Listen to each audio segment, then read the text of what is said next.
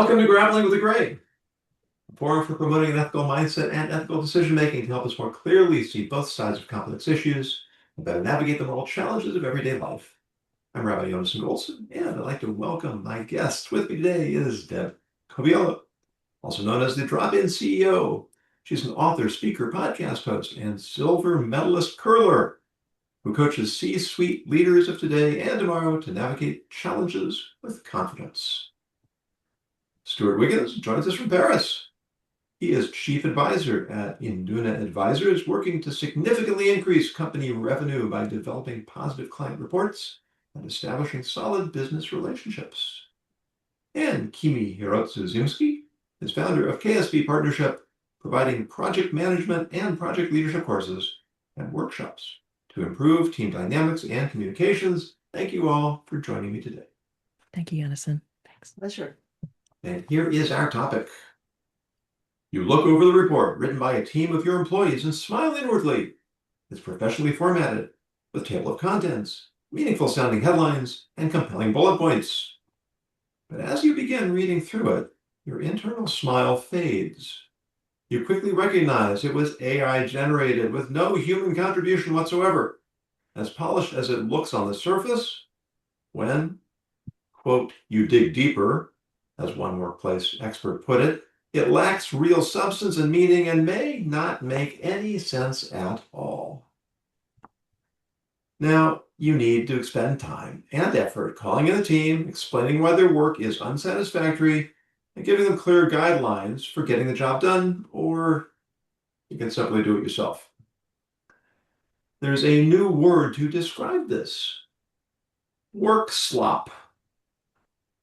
Defined by Harvard Business Review as AI-generated work content that masquerades as good work, but lacks the substance to meaningfully advance a given task. Of 1,150 US-based full-time employees across industries, 40% report having received work slop in the last month. HBR estimates for an organization of 10,000 workers, this results in over $9 million per year lost in productivity. Why is this happening? Is it inevitable that every new tool accelerates our collective laziness and irresponsibility? Or is something else going on? And what can we do about it? The floor is open. Deb. Yeah, I always have something to say. Should I go first? Please do. So obviously there is a gap between that leader's expectations and what was eventually delivered. And so the curious thing that I would ask first, again, rather than blaming them being lazy, because it's so easy to point figures at individuals, but I ask the question is, have we ever set people up for success and standards? While there is a new tool out there that provides information quickly, it used to be the encyclopedia. My question is, have we ever provided standards and expectations for the use of technology? That's the question I would ask first, is I wouldn't chalk it up necessarily to laziness, but could it be to resourcefulness for which we haven't set certain standards? That's I think, a really valuable insight that any tool requires training.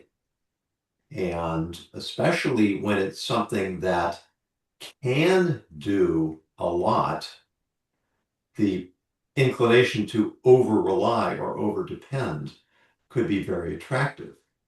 And if employees are not trained in how to use it responsibly, can we really blame them for using it in a way that leads to substandard results? Thank you for that. Yeah, I agree. We give them a new tool. Here, take it for a test drive. And of course, when you give a kid a bike and you take off the training wheels, they're going to fall off. But we have to say, be careful, go fast, pedal fast. You've got to give them a little bit of guidance. But of course, if you don't, they're going to fall. And then you're going to say, oh, I guess they're not ready to ride a bike. So, thoughts from other Actually, people. that was close to the analogy I was going to use. When my stepdaughter decided to get her driver's license, she was a little older than 16, she was 18, and she wanted to practice on my car, with my car. And I flat out said no. And I made her use her dad's car instead. It was a big Detroit pile of steel and muscle, and it was big and ungainly, and it certainly wasn't very pretty or cute. And she said, but I would look so cute in your car. And I said, my car is a German two-seater, and I am not putting you behind that thing until you know how to handle something that is less nimble, less fast off the start. I said, that doesn't mean you'll never get to drive it. You will, but not to start with. And here's what you need to be able to do before I will let you drive my car. And by the way, anytime you do, I'll be in the other seat. um, you have to be very explicit. You have to be very clear. And that is not an issue of people around us being lazy. All due respect, that is a leadership laziness problem. We haven't taken the time to be very clear and to make sure that we are being clearly understood, that we haven't actually fomented misunderstandings. Well, you know, they're not mind readers. You're not mind readers, but it's leadership's responsibility to set those boundaries. Couldn't agree with you more. So let me paint a picture. I um, act as the chief operating officer for an accounting firm, and I am not an accountant. But at the end of each month, I ask the staff to send out financial reports. And at the beginning, they lack the sophistication to really put together a solid financial statement, but even more specifically, to be able to talk to the information in there to the clients. So this is about 2 years ago. I started them on ChatGPT. It served two purposes. And this is why I want to stay away from demonizing the AI, because the AI can be very useful.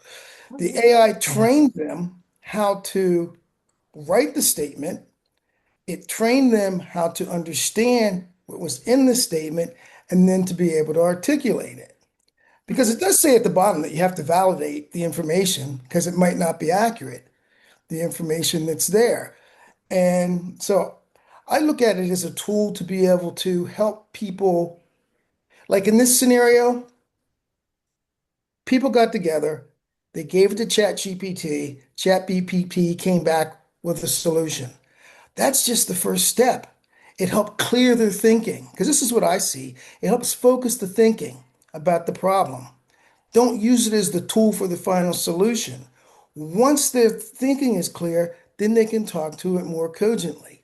So, not to put too fine a point on it, this is where I see the utility of it, because it's not going to go away. So we certainly have to figure out a Hope it way. doesn't. Exactly. We have to figure out a way to best utilize it. And for our purposes, and the things I've been using it for, is to help people think more clearly, to focus their thinking. I'll just give you one last thing. I used to teach and I used to give exams that were open book because my philosophy was you were still learning. You don't have to commit it to memory, but you were still learning based on your ability to find the information and then apply it to the question. So that's my 2 cents on You it. bring up something quickly is making room for something else. So we were talking before we got on here that, the gray matter, the brains are going to start shrinking because we're depending so much on this technology to curate the information. Again, the encyclopedia, we used to have to, we had Cliff Notes. I used them extensively. Or when we were writing a paper, we had to give references to where we got our information. Could it be, rather than wasting time on getting the basics, the foundation, I use it to get SOP, standard operating procedures, and quality and food safety. It is a starting place just so I don't have to put the framework, but then you have to read it and then think about what does and does not apply.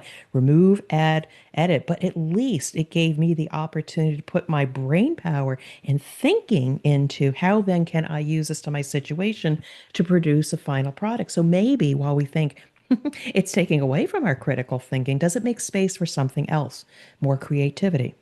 Possibly. This, I think it's a really valuable discussion already because what I see from all your input that there's a fundamental difference between the AI and then the bicycle or the car. You get on a bicycle, if you don't know how to ride, it's very clear what's going to happen. It's more clear in a car and more devastating, right? But with the AI, there is this superficial appearance of competence. In other words, I put the information into the AI. The AI gave me the result. I have something that looks very finished, Polished. polished, right? And therefore, I can fool myself into thinking that there's no more to be done. And so, Kimi, when you said it's a failure of leadership, I think that's very much on the mark.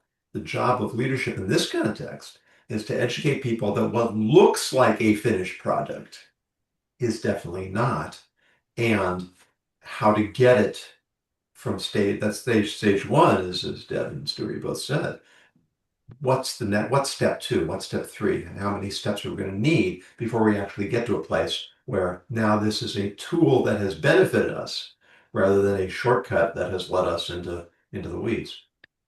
Well, I think A- Stewart's approach also is a great demonstration of leadership as teacher. And that is to exploit the strengths of any kind of AI technique, whether it's Claude or ChatGPT, is to understand this is what I'm going to put into it. This is what I expect to get out of it, and train people to leverage their critical thinking and their ability to examine and come to a judgment call. Because the judgment call is the part that means we'll actually not go away because of the presence of tools like ChatGPT or Claude or whoever. It means that it will actually give us the ability to make better decisions. But again, Yeah. I strongly maintain it is going to be in the hands of the people who are leading those teams, the leaders within the teams. I'm a big fan of the 360-degree approach where leadership's going to come from the people who can do the best job leading. And sometimes that's from right next to you, and sometimes that's from, above you. But either way, there has to be a common theme to the marching music, if you will, so that we keep in step with how we're going to use the tool, what we're going to use it for, and quite frankly, explicit rules or guidance about what we're not going to use it for. I want to go back to what Deb said about the encyclopedia. All ChatGPT has done is taken all that encyclopedic information and coalesced it into something that you can understand. Example, last year, a friend of ours, 13-year-old daughter, she had to do a project on Benjamin Franklin. Well, she's a French girl. She doesn't have any idea about Benjamin Franklin. So I taught her how to use ChatGPT. So instead of having going to every source on a Google short search and trying to figure out what was the best solution, it helped her focus on the things that were going to be most important to her group and respond to the requirement for her teaching. So I don't really think that's cheating, because at the end of the day, she learned about Benjamin Franklin. She understood who he was, and it created some interest because she didn't have to dig through reams and reams of paper to try to find the best answer. So, all great conversation. And I'd love to add on to this when we talk about the leadership component. It is a tool to get information very quickly to respond to certain questions. But what kind of questions are we asking of these tools? And what is the outcome? Outcome is one of the words that I use a lot of. We can curate information, but leadership has to qualify then what is the outcome of this information that we're bringing forward? Is it simply to inform? in which case we do need to review for accuracy? Or is it to influence or inspire, for which then you've got to look at it and say, okay, do I have enough information to maybe make a decision or influence people that this is the direction or that this is the right standard? People need to take the information and say, based on my preliminary research and checking with subject matter experts and my own personal experience and editing it so it's real and applicable, relevant, then you can say, I've achieved the outcome. Again, it's just a tool plus this gets you the desired outcome. I'm not a debate person. I really regret that now in my no longer 25-year-old stages of life. What it had just occurred to me, though, as the two of you were talking, is that to a certain point, it's just like being on a debating team. You have to be able to formulate your arguments and the supporting data for those arguments. You have to be able to defend them, and you have to feel sure of the integrity of the information. We just, instead of having, masses and masses of rows of red leather colored books, now we've got a tool that can, if either drown us or, with the proper training, thank you for making that point, Stewart, using it intelligently, get the massive amounts of information distilled down to something that is important, that can support our arguments, and has validity that we can defend. And I think that would be one way of trying to explain to people why there have to be some sort of, guardrails around what you're trying to use it for, keeping in mind the outcome, but also, I believe, keeping in mind the benefits you want the people using this particular tool to obtain for themselves and generate for the organization. I mean, it could be an awfully powerful win-win if we don't allow it to turn into well, you're the one who wrote that section, because I don't know about you, but anytime a team has to write a single report, it can get a little interesting. And it may be that nobody actually got a chance to seriously read versus scan the whole report, including not just their contribution, but of all the other team members. They didn't actually sit down and read it start to finish. You mean these 900-page governmental bills are not being read cover to cover thoroughly? I really like your point, Stewart, about the open note test or open book test, and I think it speaks to both Kimi and Deb, your points as well. That what is the outcome we want? I only had to I had to retake one class in college. There were the final exam was 400 questions worth a quarter point each. Wow. Well, my mind certainly doesn't You work buried that the way. lead. Where'd you go with Even the second time I barely passed. But Oh my goodness. I think that as we talk about this, though, and I thought about this when I first read the problem, I think it depends on how you want to use it. If you're in a technical field, then the utility of it is different than if you're in a creative field like advertising or something where more creativity is required. Whereas if you're a rocket scientist, and I hate to use that so loosely, the utility of it is different. Mhm. And I don't know how to put a ribbon around this except to say that you just can't say there's one way to use the AI and be successful. I mean, if you're in a technical field, then you have to have a basic understanding True. of where you're going and what you're trying to do, as opposed to you get a group together and say, put together a presentation on why you should have red upholstery versus green upholstery in a car to determine which is the most appealing to the audience, something along those lines. And I think that the AI can be useful in both cases, but I think you have to have a stronger understanding if you're in a technical area. Please jump Yeah, in. I will. I agree with you. And then I, as a creative, I identify as a creative, even though I do technical work in business. But when it comes to, say, projecting my brand, I have used AI to say, write me an article in the first person around this, or pull up my transcript from my podcast, and it will generate a great document. And I could just go push send. But I'm saying to myself, well, Deb's voice isn't in here.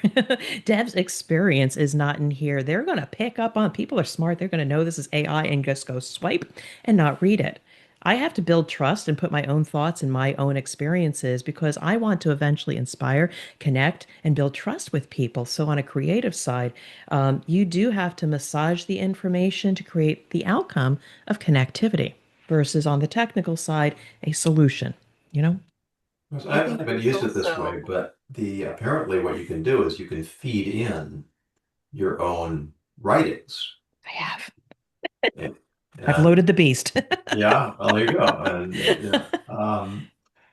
and it actually leads into a topic that I'd like to sort of transition into. Um, that just this week, an article was in Time Magazine about a letter that was an open letter that was posted by hundreds of academics and leaders and thinkers and celebrities, not to confuse the two,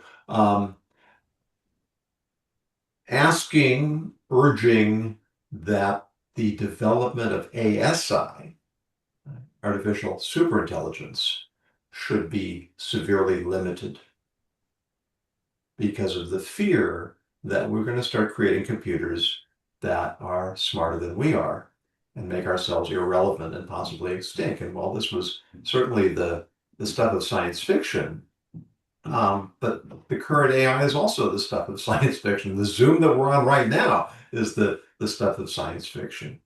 And one of the examples that someone gave was cloning, that the Hmm. scientific community came to a consensus that this is something we do not want used on any kind of a commercial or unsupervised level, that there are basic ethical boundaries that need to be set in place. And for one, I for one am delighted that they came to that conclusion because I did not see it as a foregone conclusion at all.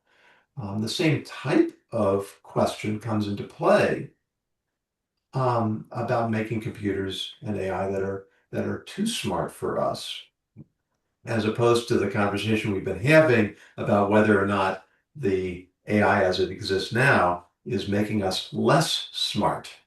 Um, Seems to be two sides of the same coin, perhaps, but any thoughts? Hmm. Hmm.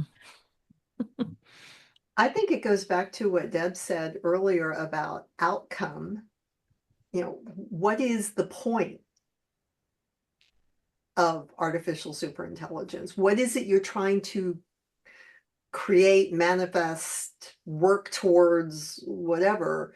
Um, and and also too, what kind of mechanisms could be put in place, all due respect, to enforce any kind of agreement like that? What It's is what is the not as outcome of simple a world ASI? as the 70s. I mean, I'm not as familiar with this. I mean, what is the outcome? Why was it invented? Why is it being invented?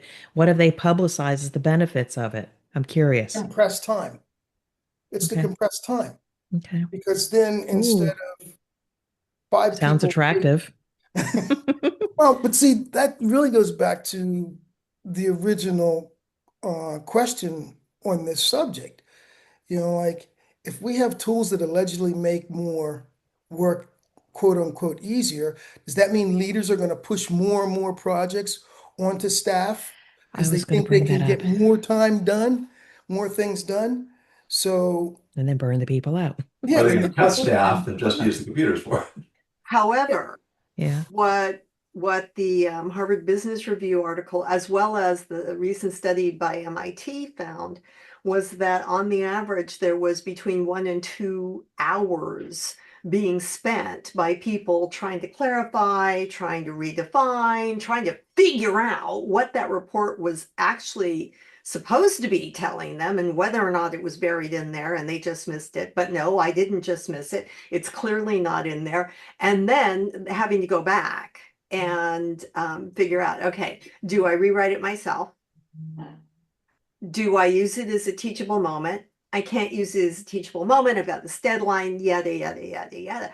I don't think we're at the point where we're going to have to worry yet, unfortunately, about whether or not leaders are going to be awfully tempted to overload their people. I don't think that that's, I think that danger comes after we've built some expectations around this is how you're going to use it to obtain this kind of outcome. Let me suggest this, Kimmy. I think that how it happens is AI will then be used to cut headcount because now I can get more done with one person because I have the AI. And so the pressure comes that now I don't have two people to do job task A. I've got one person in addition to the AI. Well, that puts more pressure on the individual to get things done because in the And that's the point. workspace, people learn from each other. Mhm. That's really one of the problems of working remotely, is you don't have a chance to observe what other people are doing or how they're approaching problems.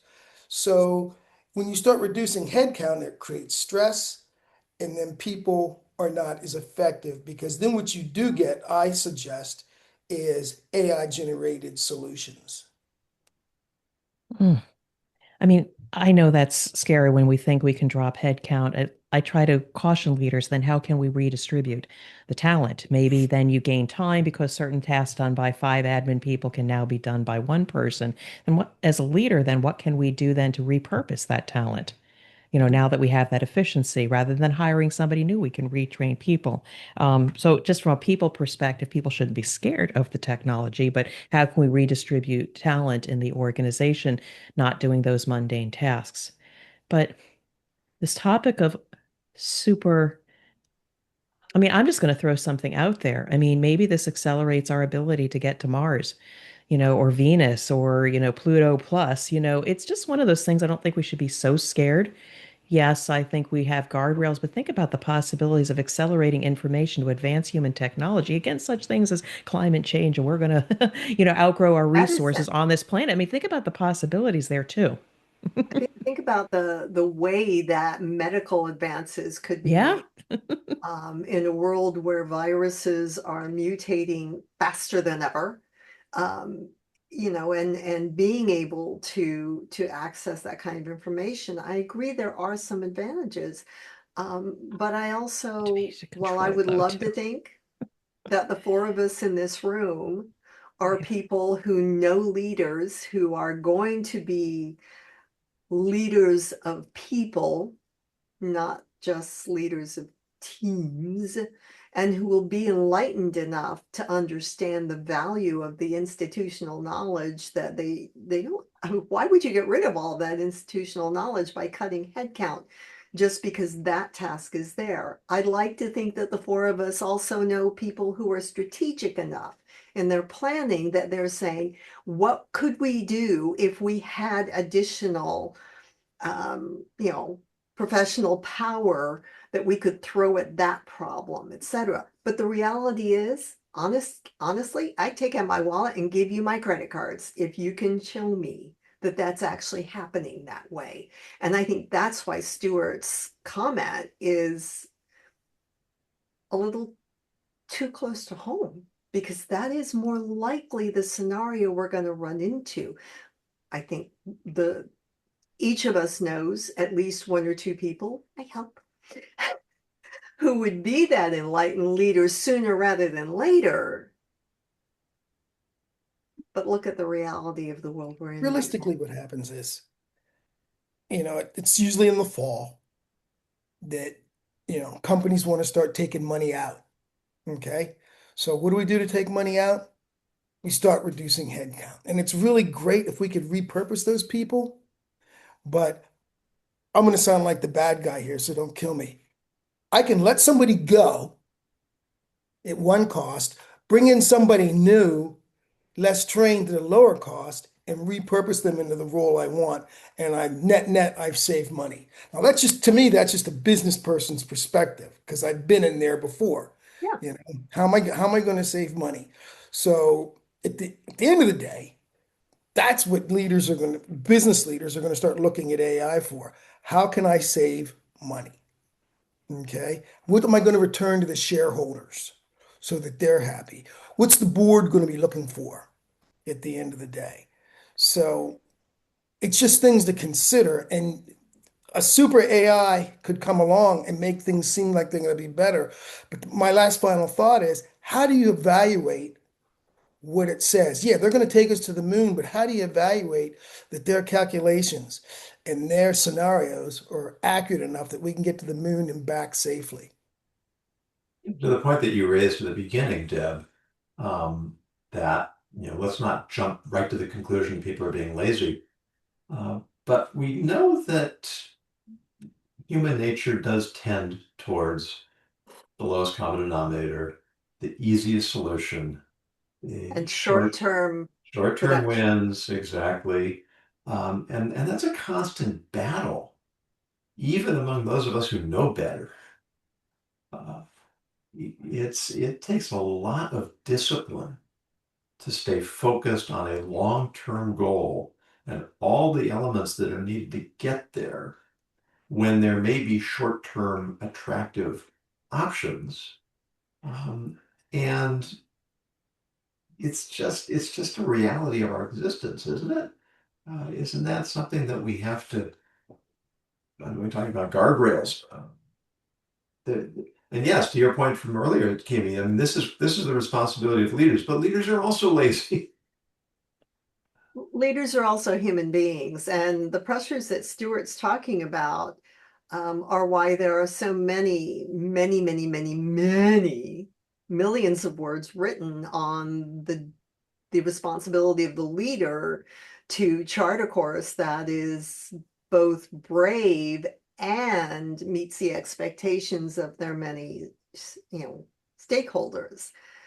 How do you talk the street and shareholders into a 1 year plan as opposed to a 1/4 plan, or that kind of thing? And that is probably one of the greatest sales challenges. Sorry if that's a dirty word for some people, but that is one of the greatest sales and influencing challenges for any leader, for any organization is, am I going to are we going to be here in 5 years? And is that a powerful enough story to get people a little more comfortable with less of a productive result in the next 3 months? And I think, That's to Stuart's point, that is the dynamic. Yeah, I mean, that's something I talk about all the time in terms of chasing results versus pursuing peace of mind. Leaders need to have the discipline to have a strategic vision of where we're going. And while, yes, you might have to deliver some short-term results, have the discipline and courage to say, wait, just wait. I need to have a sustainable front to get those results. So, yeah, I agree with you.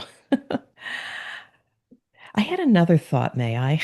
Please. When I think about my world is pretty much manufacturing, and the big thing that's come out over the last, several decades is around sustainability. We can manufacture and produce and deliver goods at certain costs and things like that, and but yet we had to have sustainability things to show that we were being responsible in the work that we're doing and to save society. And I'm wondering similarly, and maybe it already exists, or I'm not sure, but when it comes to then technological advances, because those become your manufacturing tools, Might there then be standards around ethics? And maybe there are already ethics panels, but could that grow alongside? Manufacturing has sustainability initiatives. Might then the use of technology, and I'm sure there's forums, also then have ethics standards? And people like, world conferences have to sign off on these ethics standards with the utilization of something that could be so scary in the wrong hands or to benefit, humanity. Does that already exist, or could it, or should it? Well, Deb, let me ask you, what was it, the last day or two, Amazon has changed the phraseology of the people that work in their distribution center. They didn't want to have, and I'm going to get this wrong, they didn't want to say it was AI. They wanted to make Some it, defect. yeah, no, they combined it into human AI. And goodness, I wish I could remember it, but The intersection? Or Hybrid AI I should know this, and I or didn't know hybrid all this intelligence past. of some But it kind? was just in the last day or two where they put it out that they're changing the way they're putting this in their position profiles, so it doesn't seem like it's going to be AI, and we're not eliminating people. Huh. You guys are in a different time zone. You're gonna get off here and you'll look it up and say, that's what it was. Yeah, no, they've talked about that integration of human and machine. It's this whole conversation to me is slightly surreal. Because as a teenager, which was gosh, half a century ago, I read a lot of Isaac Asimov, Mhm. and I mean, it's starting to sound like prophecy. The laws of robotics. Robotic can never hurt a human being, and the robots decided, well, wait a minute. If we're not supposed to hurt a human being, then even above that is the law of not hurting humanity.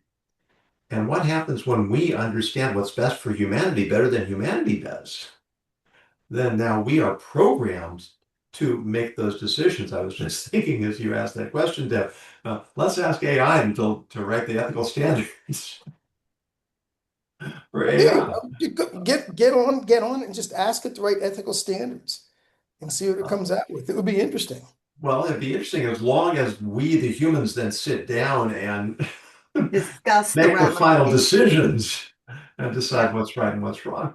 That's where the real. I mean, as you've all been on this show many times, and the whole concept of grappling with the gray is that we don't often, or we most of the time, we don't get to clear, definitive answers about specific situations because ethical principles are often in conflict with one another. And then we have to prioritize and we have to try and find balance. And it feels like compromise, and compromise is such a dirty word, but that's also part of being human. And are will computers ever, and not to get too theological, will computers ever have the soul that motivates them to seek out the truly moral answer? Or is everything they come up with going to be some brand of utilitarianism, which really every ethicist agrees doesn't work? Aren't they all designed or will be designed to constantly improve? So if they're constantly trying to improve, will they reach a point where they question the utility of its human bosses? Hmm. That's really the question. Absolutely. Well, the other thing,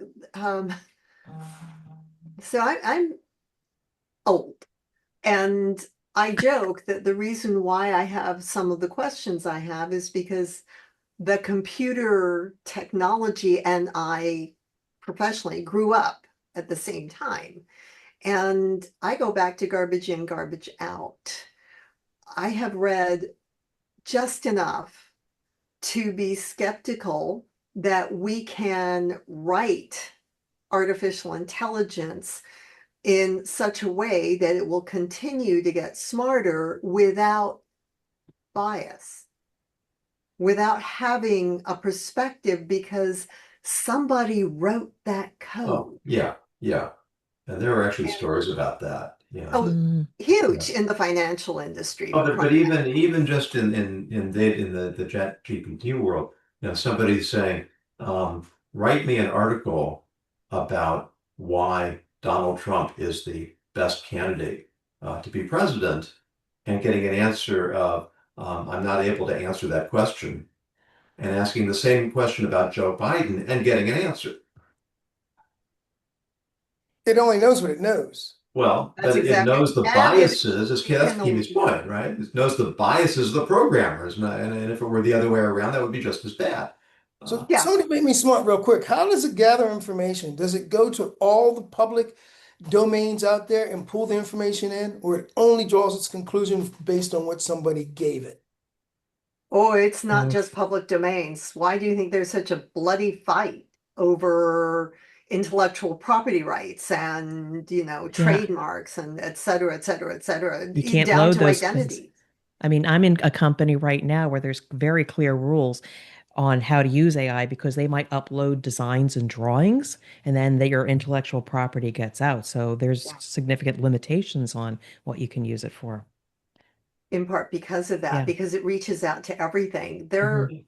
When iCloud first was started, a number of us did not, and Rabbi Yonason, a couple of them did not use it for offsite storage because hidden in the language of the user agreement, yes, I'm one of those people who actually reads them.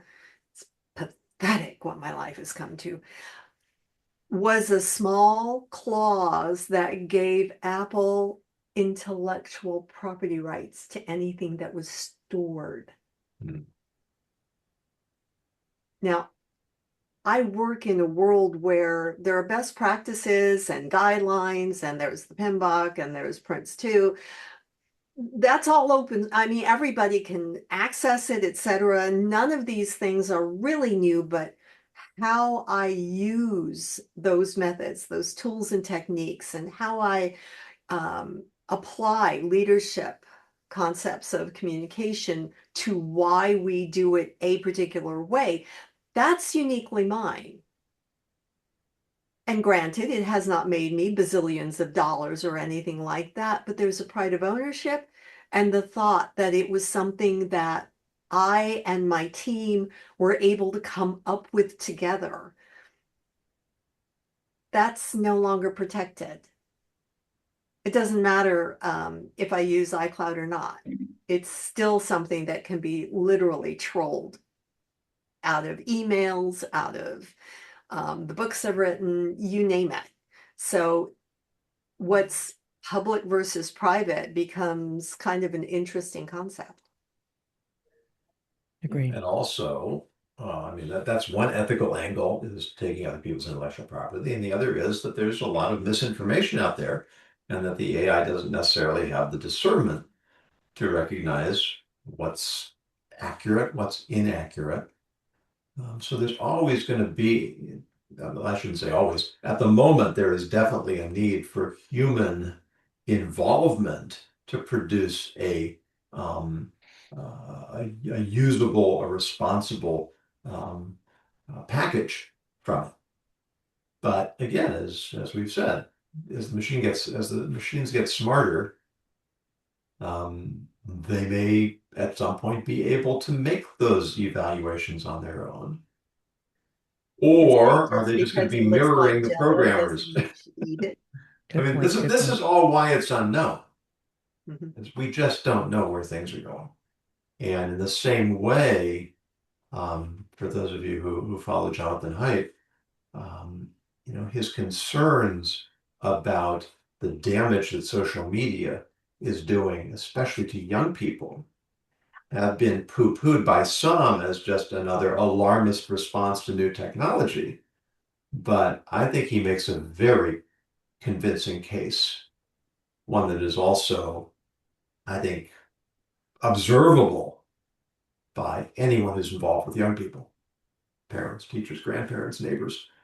So in 1960, as computers are becoming more prevalent, and I don't disagree with you, but was someone making those very same arguments about the genesis of computers at that time and the impact it was going to have on young people? Oh, they did it when Gutenberg created movable type.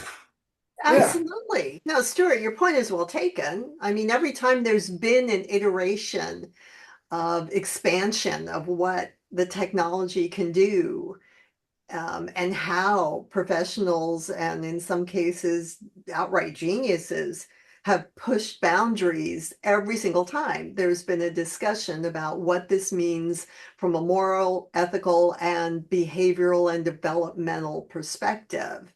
And I hesitate because I certainly don't want to imply that it's okay to oversimplify this.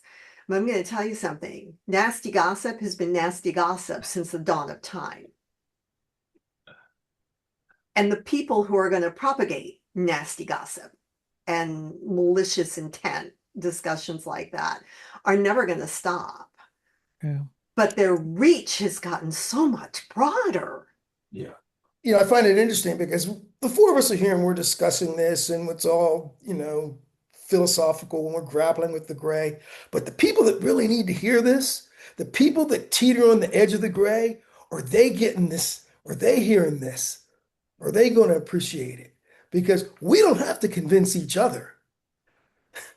That's a good point. There are So people now out you there all that have your jobs. Go forth. Take this For the conversation. day. Send it into the ether. I mean, I think- that's Yeah, why it's going to be an enlistment or an enrollment, and it's going to be largely, one person at a time, two people at a time. yeah. This is the kind of thing that does require conversation. I don't think it's going to happen social media post or LinkedIn post or article at a time. It's going to be slower than we want. It's going to be more gradual than we'd like. Yeah, and I'll just wrap up with this idea that we shouldn't be afraid of progress. I mean, people were afraid of the bicycle, and they were afraid of the car, and they were afraid of the locomotive. But at the same time, there are almost always unintended consequences, Mhm. and sometimes those turn out to be far worse than anybody would ever have imagined. One of my favorite observations, I thought, Paul Johnson, the historian, mentions this in the introduction of this History of Modern Times. He says that after Einstein had publicized and popularized the theory of relativity, apparently he had profound regret. Yes. Because what he saw happening was that once people adapted to the idea that the physical laws of the universe were malleable, it was a short step to concluding that moral values are also malleable. And he saw that his theory of relativity was leading to moral relativism. And he found that especially concerning. He was not a conventionally religious person, but he felt there had to be some sense of a belief in higher purpose and higher order and ultimate values and morals. And he saw that was beginning to erode. The acceleration of that was beginning to deteriorate, and he felt that he had contributed to that. And I think that's a connection that I can't imagine anybody having made looking forward. On the flip side, and I think Kimi was saying something, what can we do? What are you doing, Yonason, by your speaking, ethical values, and all of this? We might be impacting one person at a time. And somebody once said to me about, because I want to make an impact, but like you may impact one seed, but then that seed becomes, a tree with a pod of apples. We have no idea how we are changing the trajectory of the humanity and our morals in society. So just know there's a upside to this as well, to having these conversations.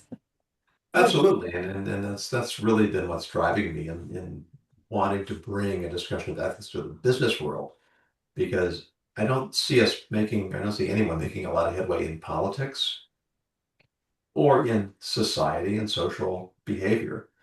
But the one thing we can all agree on is we want to make more money. And if we can come to recognize that ethical values will actually lead to financial success, then that might give us some leverage that we wouldn't have otherwise. Well said. That's why I think the business Perhaps world those is would so be the critical. seeds that grow into the future. I think that's why the business world is so critical because, as a older person in a company or in the business world, you can come in contact with a lot of younger people that are coming in and you can influence them. And I guarantee you that 30 years from now, they're going to say, oh, yeah, I remember this person back when I first started at so and so, and they said this, you know? Mhm. And that's where I think the impact is made because younger people, they're like sponges. They want to learn. Oh, they do. Yeah. They want to learn and they want to hear what you have to say. And because I mean, I started my professional career as an Army lieutenant, and I can remember what colonels and generals were saying to me then that it's stuck. So that's where we make our impact is in the business world or someplace where you can be in contact with young people and influence them, not try to change them. Just say what you say and do what you do, and they'll observe and they Yeah. will correct based on what they observe. Leading by example. Yeah, although I'll tell you, it is getting harder. I got dragged back into teaching last year, and after being out for almost a decade, and the difference in the young people is deeply concerning. Mhm. It's One person at a time.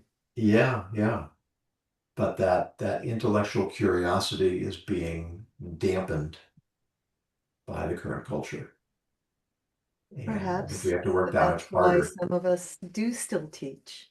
Yeah. Yeah, and Okay. it's a calling, Great. and I think it's an obligation for those of us who can, And because it can be incredibly joyous. Come on, each and yeah, every oh, one, it can be. It is. I'm I sure, wish it has. were more, but it can be. Yeah. So, um, I mean, I don't plan to stop. I also know that you're absolutely right, Stuart. The business pressures versus the humane pressures they're lopsided in terms of the level of power they have to influence decisions going forward. But if we stop, it'll just get worse. Yeah, you're Yeah, absolutely right. I mean, one of the things I used to do when I was president is I used to take once a week, I would take one of the new young people and I would have them shadow me for a week. And they went to every meeting that I went to, Oh, just that's so they could, no secrets, just so they could see what was going on. But the deal was I knew they were going to go back and tell others what they saw, you know? Teaching is not necessarily formal. Teaching is what you don't see happening. Mhm. And so that was the advantage of that for those people. yeah, yeah. And to your point, Kimi, one of the classic, the classic work of Jewish ethics is called Ethics of Fathers, and it says, um, you are not required to complete the job, but neither are you free to withdraw from it. And Amen. so we just keep at it. We do. Thank you. And thank you all for keeping up this conversation. And My A pleasure. Thank you pleasure. so much. your Thank insights, you. your observations are appreciated and valued. Your time. And Stuart, we're gonna let you get to bed. I just want to say this, don't wait 8 months before or 6 months, whatever it's been, to reach back Yeah, out. we'll find a more effective way of communicating. Do you Doesn't use get lost WhatsApp? in the ether. Do you use WhatsApp?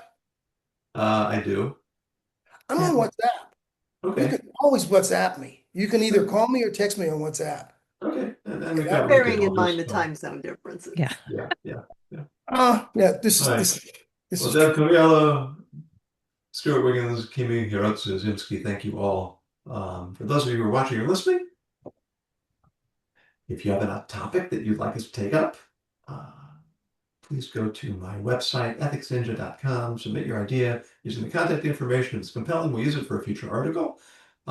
If you would like to have access to the backstage conversations that are often posted on my Substack, you can go look over there, become a premium member, and gain access to those. And as always, we encourage you to continue grappling with the gray. Thank you, folks. No, this was great. Oh, Ladies, it was a pleasure meeting you. You too, have as- my email address. Please connect with me on LinkedIn so I can hear your great wisdom. 'Cause Thank you. Absolutely. Hopefully something I say is wise. I try and talk a lot. I don't know if it's wise, but we'll see. Yonason, thank you for giving me the opportunity to meet these people. And always a pleasure to spend time with you. Yeah, yeah. I've got to scoot. Michael decided he was going to make dinner for me. Yeah, Oh, I'm That is hungry. My daughter's never an picking up opportunity food. to be missed. I'll see you. All right. Well, Bye-bye. thanks so much. we'll see you guys. Have Yeah, a I'm good going to rest of the scoot too, evening. Jonathan. Thank you so much. I Bye-bye. appreciate Thank it. you. Take care. Bye-bye. Bye.